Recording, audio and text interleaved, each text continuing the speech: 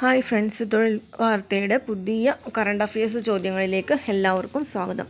അപ്പം ഭൂമിയിൽ ജീവിച്ചിരുന്നതിൽ ഏറ്റവും വലുതെന്ന് കരുതുന്ന ജീവിയുടെ ഫോസിൽ തെക്കൻ പെറുവിൻ്റെ തീരദേശ മരുഭൂമിയിൽ നിന്ന് ഖനനം ചെയ്തെടുത്തു. അതിന് നൽകിയ പേര് പെറൂസിറ്റസ് കൊളോസസ് എന്നാണ്. പെറൂസിറ്റസ് കൊളോസസ്. പിന്നെ അതായത് 4 കോടി വർഷം ഏതാണ്ട് 4 കോടി വർഷം മുമ്പ് ജീവിച്ചിരുന്നുവെന്ന് കരുതുന്ന ഭീമൻ നീലത്തിമിംഗലത്തിൻ്റെതാണ് ഈ ഫോസിൽ. അടുത്ത ക്വസ്റ്റ്യൻ, സ്വാതന്ത്ര്യ ലബ്ധിയുടെ 75-ാം വാർഷികത്തോടനുബന്ധിച്ച് കഴിഞ്ഞ 1.5 വർഷമായി രാജ്യത്ത് നടന്ന ആസാദിക അമൃത മഹോത്സവ് ഏത് പേരിലുള്ള പരിപാടിയോടുകൂടിയാണ് സമാപിച്ചത് എന്നാണ്. അപ്പം മേരി മാട്ടി മേരി ദേശ്, എൻ്റെ മണ്ണ് എൻ്റെ രാജ്യം. മേരി മാട്ടി മേരാ ദേശ്, എൻ്റെ മണ്ണ് എൻ്റെ രാജ്യം. ഇപ്പോൾ 2023 ഓഗസ്റ്റ് 9 മുതൽ 30 വരെയാണ് പരിപാടി നടന്നിട്ടുള്ളത്. അതായത് ഗ്രാമങ്ങളിൽ നിന്നും ശേഖരിച്ച മണ്ണും വൃക്ഷത്തൈകളും ഡൽഹിയിലെത്തിച്ച് കർത്തവ്യ പഥിൽ അമൃതവാടിക ഒരുക്കുകയാണ് ലക്ഷ്യം. മണ്ണ് കയ്യിലെടുത്തുകൊണ്ടുള്ള പഞ്ചപ്രാൺ എന്ന് പറയുന്നൊരു പ്രതിജ്ഞയും നടന്നിട്ടുണ്ട്. അടുത്ത ക്വസ്റ്റ്യൻ, 2023 ഓഗസ്റ്റ് 1 രാത്രി ഇന്ത്യൻ സമയം 12:02 ചന്ദ്രനെ പരമാവധി വലുപ്പത്തിൽ കണ്ട പ്രതിഭാസം സൂപ്പർ മൂൺ എന്നാണ് അറിയപ്പെടുന്നത്. 2023 ഓഗസ്റ്റ് 1 സൂപ്പർ മൂൺ. ചന്ദ്രൻ ഭൂമിയോട് കൂടുതൽ അടുത്തു വരുന്നതിലാണ് വലുപ്പവും മിഴിവും ദൃശ്യമാവുന്നത്. August 30 blue മൂണും ദൃശ്യമായിരുന്നു. 2037 ഈ പ്രതിഭാസം ഇനി ദൃശ്യമാവുന്നത്. അടുത്തത്, 2023 ജൂലൈയിൽ സൈനിക അട്ടിമറിയിലൂടെ മുഹമ്മദ് ബസൂമിനെ പുറത്താക്കി പട്ടാളം അധികാരം പിടിച്ചടക്കിയ പശ്ചിമ ആഫ്രിക്കൻ രാജ്യമാണ് നൈജർ. 2023 ജൂലൈയിലെ സൈനിക അട്ടിമറിയിലൂടെ മുഹമ്മദ് ബസൂമിനെ പുറത്താക്കി പട്ടാള ഭരണം അധികാരം പിടിച്ചെടുത്തു. അതാണ് പശ്ചിമ ആഫ്രിക്കൻ രാജ്യമാണ് നൈജർ. അടുത്ത ക്വസ്റ്റ്യൻ, സംസ്ഥാന സർക്കാരിൻ്റെ മാത്രം സാമ്പത്തിക സഹായത്തോടെയുള്ള അയ്യങ്കാളി നഗര തൊഴിലുറപ്പ് പദ്ധതിയുടെ പുതുക്കിയ വേതനം എത്രയാണെന്നുള്ളതാണ്. 333 രൂപയാണ്. 333 രൂപ. നേരത്തെ 311 രൂപയായിരുന്നു. 2023 ഏപ്രിൽ 1 മുതൽ മഹാത്മാഗാന്ധി ഗ്രാമീണ തൊഴിലുറപ്പ് പദ്ധതിയിലെ പ്രതിദിന വേതനം 333 രൂപ ആക്കി. അടുത്ത ചോദ്യം, അടുത്തിടെ നിർബന്ധിത സൈനിക സേവനത്തിനുള്ള പ്രായപരിധി 30 വയസ്സാക്കി ഉയർത്തിയ രാജ്യമാണ് റഷ്യ. അടുത്തിടെ നിർബന്ധിത സൈനിക സേവനത്തിൻ്റെ പ്രായപരിധി 30, ഇപ്പോൾ റഷ്യയാണ്. 27 നിന്നാണ് പ്രായപരിധി ഉയർത്തിയത്.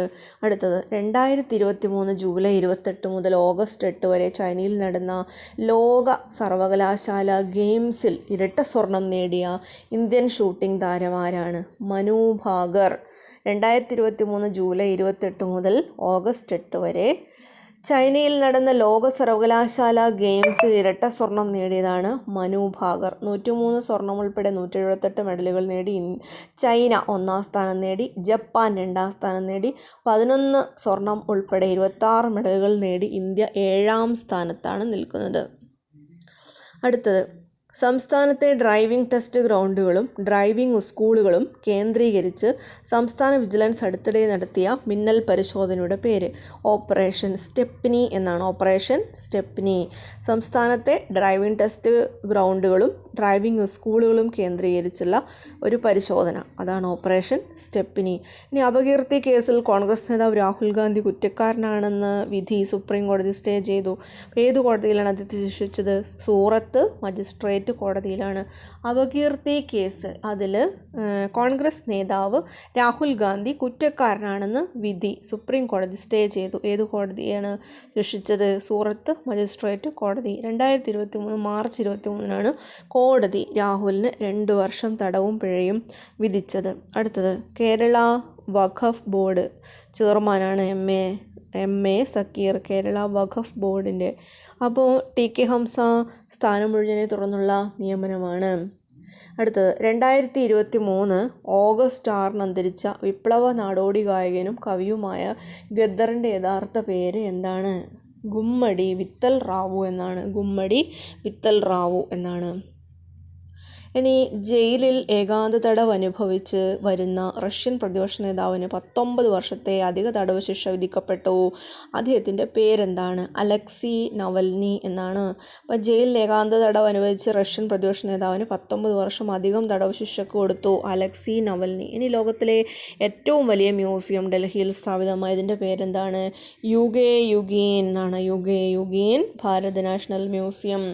അടുത്തത് നാഷണൽ ഹെൽത്ത് മിഷൻ്റെ പുതിയ പേര് പ്രധാനമന്ത്രി സമഗ്ര സ്വാസ്ഥ്യ മിഷൻ എന്നാണ്. പ്രമുഖ സമഗ്ര സ്വാസ്ഥ്യ മിഷൻ എന്നാണ്. ഇപ്പോൾ 2005 മൻമോഹൻ സിംഗ് ഗവൺമെൻറ്റിൻ്റെ കാലത്താണ് ഇത് വന്നത്. സംസ്ഥാനത്തെ അക്ഷയ സെൻ്ററുകളിൽ നടത്തിയ പരിശോധനയാണ് ഓപ്പറേഷൻ ഇ സേവ. സംസ്ഥാനത്തെ അക്ഷയ സെൻ്ററുകളിൽ അടുത്തിടെ വിജിലൻസ് നടത്തിയ മിന്നൽ പരിശോധനയാണ് ഓപ്പറേഷൻ ഇ സേവ.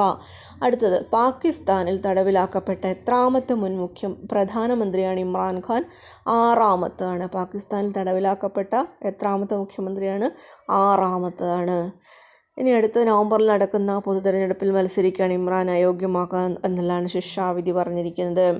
ഇനി കേരള ക്രിക്കറ്റ് ടീമിൻ്റെ പരിശീലകനായി ചുമതലയേറ്റതാണ് എ വെങ്കിട്ടരാമൻ.